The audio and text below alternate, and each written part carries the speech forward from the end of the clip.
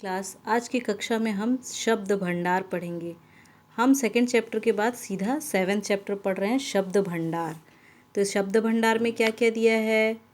पर्यायवाची शब्द, विलोम शब्द, अनेकार्थी शब्द, श्रुति समभिन्नार्थक शब्द, अनेक शब्दों के लिए एक शब्द। तो आज तक हमने पहले भी पढ़ चुका है कि पर्यायवाची शब्द क्या होता है, जो एक ही वाक्य के और भी जो अर्थ बताते हैं, उसके अर्थ समान होते हैं, उसे कहते हैं पर्यायवाची शब्द। उसी प्रकार हमने विलोम शब्द भी पढ़ा है। विलोम का अर्थ क्या होता है? उल्टे अर्थ वाले शब्द, जो कि उल्टा अर्थ देते हैं। ये हमने विलोम भी पढ़ा है पहले की कक्षाओं में। फिर है अनेकार्थी शब्द। तो मतलब एक ही शब्द जो है उसके अनेक अर्थ होना। जैसे कि इसमें उदाहरण दिया है अंक। अंक के क्या क्या अर्थ हो सकते हैं? एक तो गोद और दूसरा संख्या।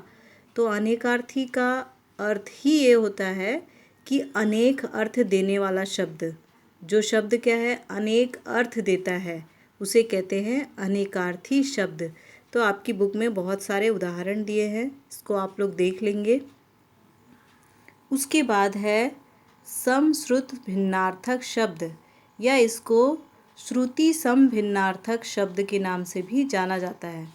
इसका अर्थ होता है कि जिन शब्दों का उच्चारण समान लगे पर उनके अर्थ अलग अलग हो, वो समश्रुत भिन्नार्थक शब्द कहलाते हैं। यानी क्या है? बोलने में एक समान लगते हैं, थोड़ा सा ही मात्राओं और वर्णों का अंतर होता है, लेकिन इसके अर्थ बिल्कुल अलग होते हैं। जैसे कि उदाहरण दिया है अंक और दूसरा दिया है अंग। तो अंक का अर्थ होता है गोद और अंग का अर्थ होता है हिस्सा। इसी प्रकार से आपको बहुत सारे इसमें उदाहरण दिए हुए हैं कि किस प्रकार से थोड़ी सी मात्राओं का फ़र्क है, थोड़े से वर्ण का फ़र्क है और उसके अर्थ बिल्कुल अलग हो जाते हैं। तो ये होता है श्रुति समभिन्नार्थक शब्द या समश्रुत भिन्नार्थक शब्द। इसके बाद हम देखेंगे अनेक शब्दों के लिए एक शब्द। तो अनेक शब्दों के लिए मतलब वन वर्ड में आंसर लिखो जो होता है ना, एक शब्द में उत्तर दीजिए, वही है कि अनेक शब्दों के लिए एक शब्द। जैसा कि हमने आज तक पढ़ा है, पढ़ते आए हैं कि अगर बहुत सारे शब्द दिए रहते हैं लेकिन उसका एक ही अर्थ निकालना होता है, एक ही अर्थ लिखना होता है। प्रश्न आते हैं कि एक शब्द में उत्तर दीजिए, तो ये वही प्रश्न है कि अनेक शब्दों के लिए एक शब्द। जिस प्रकार से दिया है इसमें उदाहरण, ईश्वर में विश्वास करने वाला तो क्या होगा? आस्तिक। जानने की इच्छा रखने वाला जिज्ञासु। तो इसी प्रकार से इसमें बहुत सारे और भी आपके बुक में उदाहरण दिए हुए हैं कि एक शब्द में उत्तर दो किस प्रकार से होता है और उसके उदाहरण क्या क्या है। तो इस पाठ में हमने शब्द भंडार में शब्दों का भंडार जो होता है उसके विषय में पढ़ा।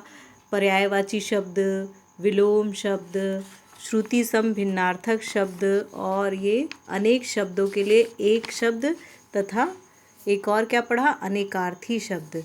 तो इस पाठ में हमने इतना कुछ देख लिया। ये सारा कुछ हम पहली कक्षाओं से पढ़ते आ रहे हैं, इसलिए इसको बस थोड़ा सा देख लिया और इसके अभ्यास को अब हम लिखेंगे। तो इसके अभ्यास के लिए आपको तो PDF फाइल में मिल जाएगा और इसके पिछले पार्ट का भी आपको अभी ही PDF फाइल में मैं उपलब्ध करा देती हूँ। धन्यवाद।